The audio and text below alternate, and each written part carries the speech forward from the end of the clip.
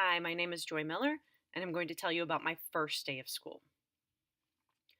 Growing up, you don't always remember your childhood experiences unless they are exciting or traumatic, and my first day of kindergarten was just that. My kindergarten was only a half day, so my mom would drop me off at daycare, and they would transport me on a bus to school. Then, in the afternoon, I was supposed to get on a school bus and go home.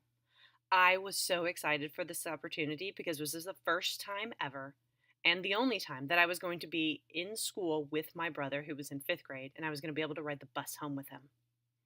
So we all lined up at the end of the day. I was wearing a red triangle around my neck, and the teacher looked at the bus number and said, Bus 166. That's the bus that you come on in the morning. That's not the bus that you go on in the afternoon. You need to go on bus 213. I knew this was incorrect, but she was the teacher, so why was I supposed to argue? So I got on the bus that she told me to get on, and I looked around at all the unfamiliar faces, and I walked to the back of the bus and I sat down. One by one, the kids got off at their stops, until eventually I was the only one left in the seat. And the bus driver looked up in the mirror and said, Sweetie, I'm all out of stops. You need to come up here. So I slowly walked up to the front of the bus. He said, Yeah, I think that you are on the wrong bus.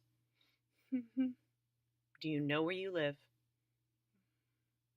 I didn't talk a lot when I was 5. Could you tell me your address?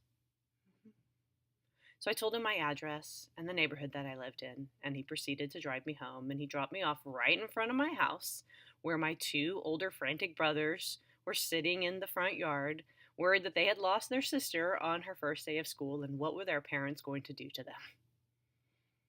Well, this is an experience that I will never forget, and when I became a mom, I knew how important it was for my kids to know their address in case they ever needed to get home.